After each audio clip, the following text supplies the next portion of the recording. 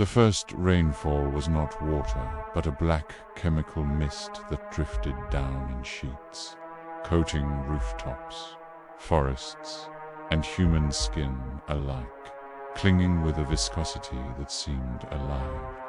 And while meteorologists scrambled to explain the phenomenon, insisting it was industrial pollution or volcanic ash, those who touched it knew better, because it seared without burning, left welts that pulsed as though something inside the flesh had awakened.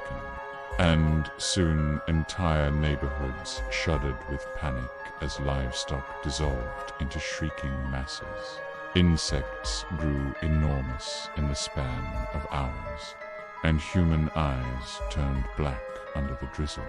Evidence that the rain was not weather at all, but the opening salvo of a war.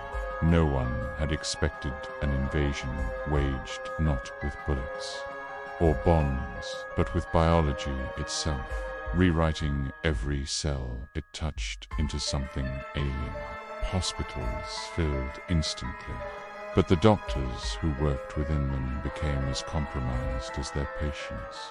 For when they cut open the infected, the blood hissed into vapor, black mist rising to choke the air, and scalpels turned to liquid inside their hands. The material itself corrupted, and soon entire medical wings were abandoned, their lights still on, but their rooms empty, because the staff had vanished into the same shifting forms as their patients, creatures that still carried human outlines, yet spoke in voices layered with echoes, chanting phrases that no one could translate, phrases that drummed into the skull like memories who never lived. And though soldiers cordoned off these areas, they too faltered, because the rain penetrated hazmat suits, seeped through tank armor, dripped through sieves that should have been sealed. And when they fired into the black fog, their bullets curved back toward them, as though physics itself had already chosen sides. The government declared quarantine zones, but geography itself refused to cooperate. 4 rivers reversed their flow. Forests shifted positions overnight. Entire cities waking up in unfamiliar topographies that defied their own maps. And while satellites showed static and scrambled images, those still alive on the ground realized the Earth was being rewritten at the same speed as their bodies. That Operation Black Rain was not merely a contagion, but a planetary reformation, terraforming that dismantled the environment with every droplet.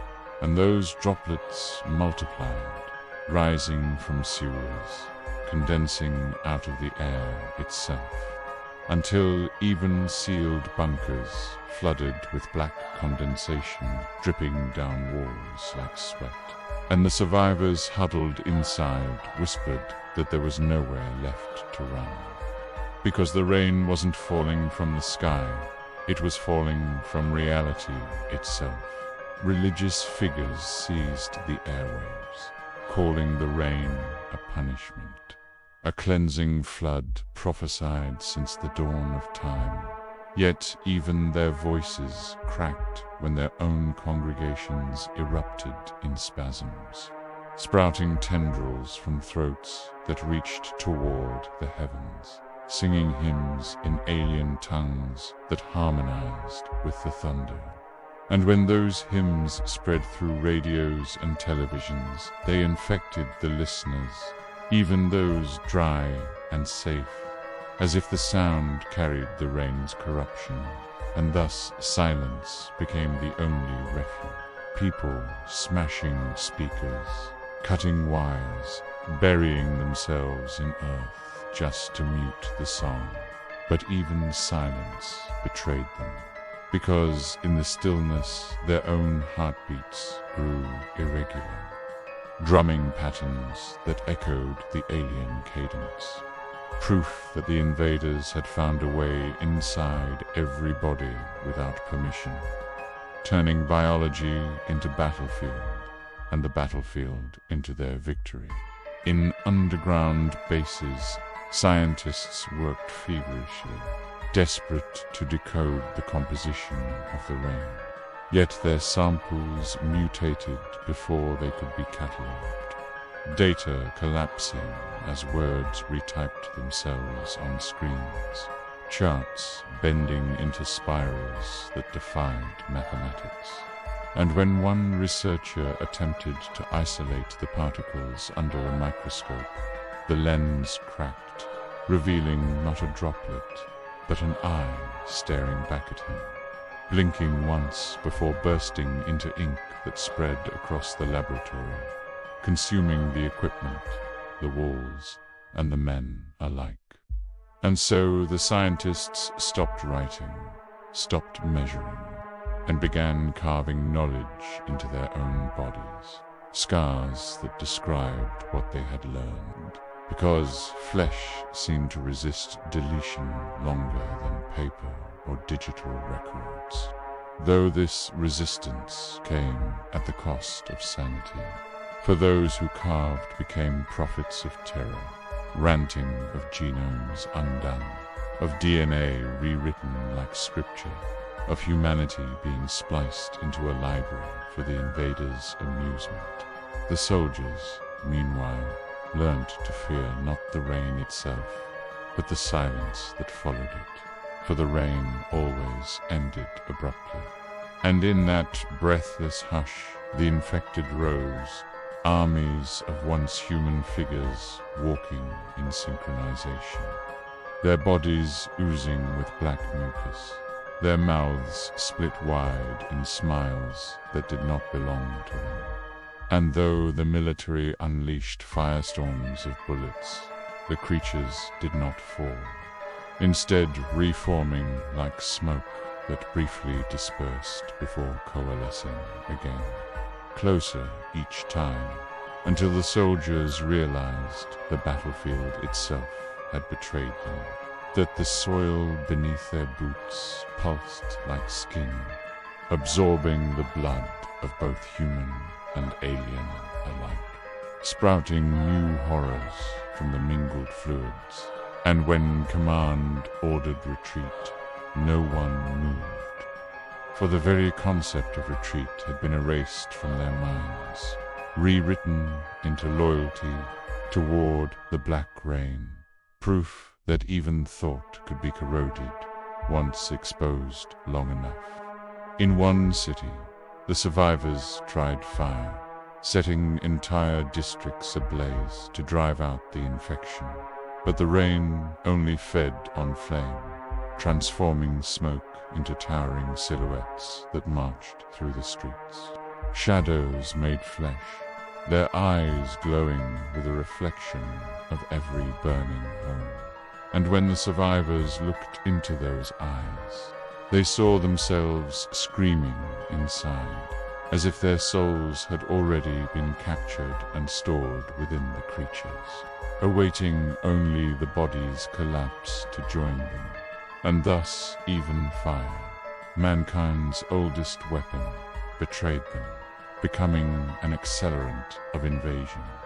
Proof that Operation Black Rain had no weakness that could be exploited, no flaw that could be widened, because it was not a force of nature, nor an enemy army, but a rewriting of existence that had already decided the outcome.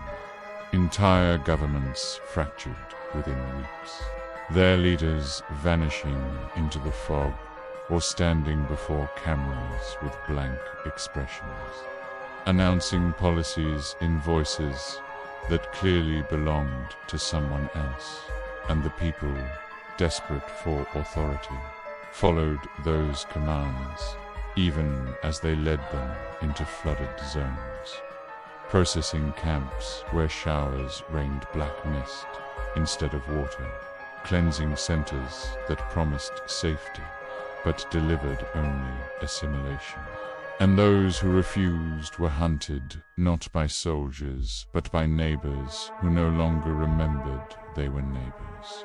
Communities collapsing into surveillance cells that reported anyone who still resisted, until resistance itself was painted as madness. And in this madness, the invaders thrived, for they had inverted humanity's instincts, turning trust into betrayal, turning hope into bait, until survival itself became treason against the new order rising from the storm.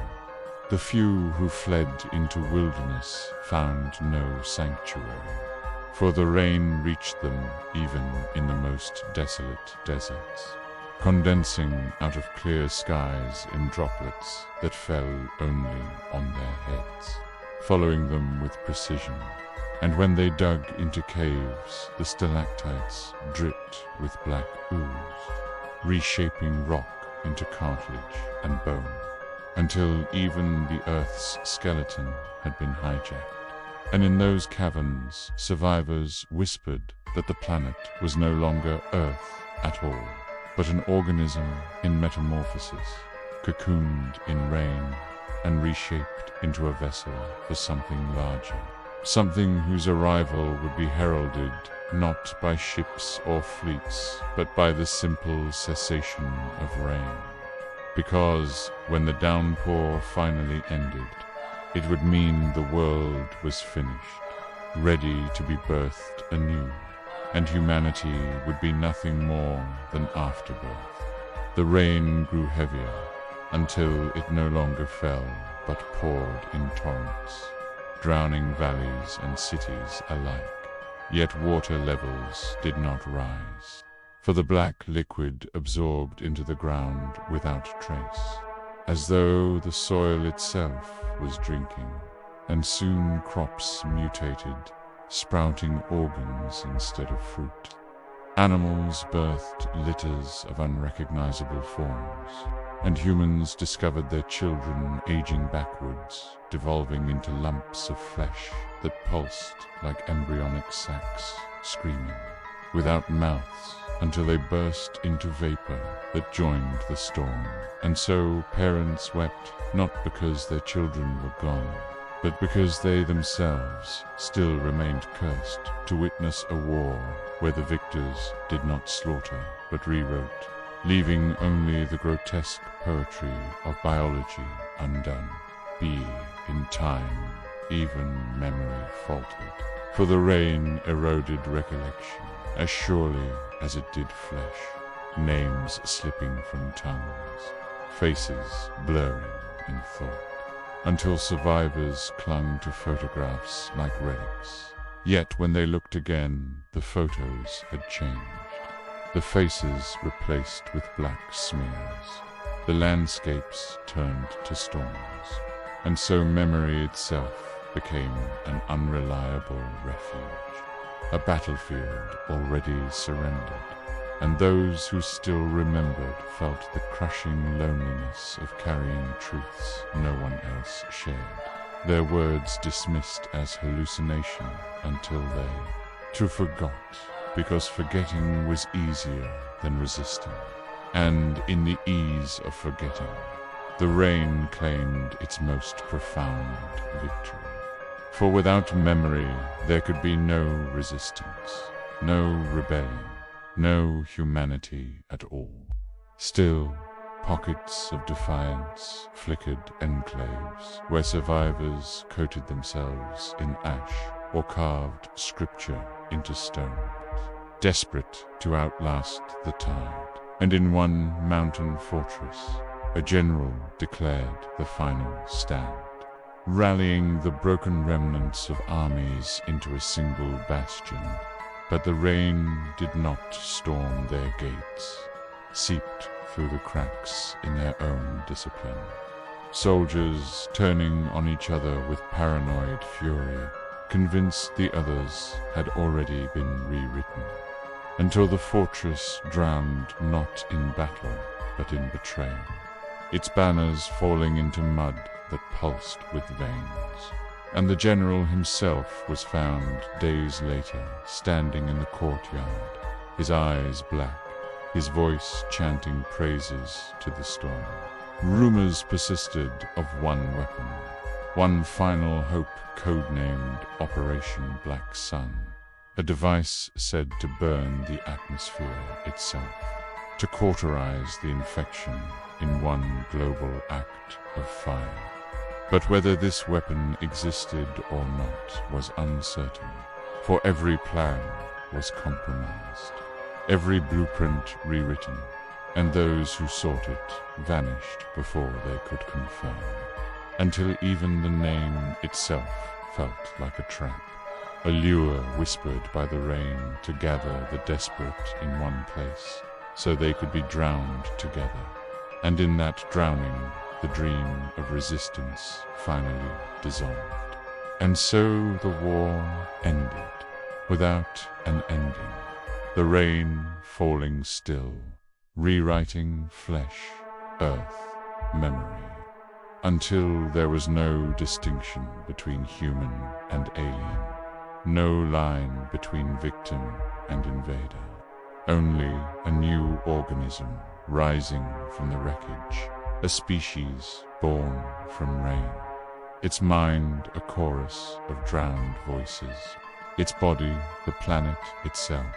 And though some may whisper that once there was something called humanity, the storm will wash even that whisper away, leaving only silence, a silence filled with the steady sound of black rain.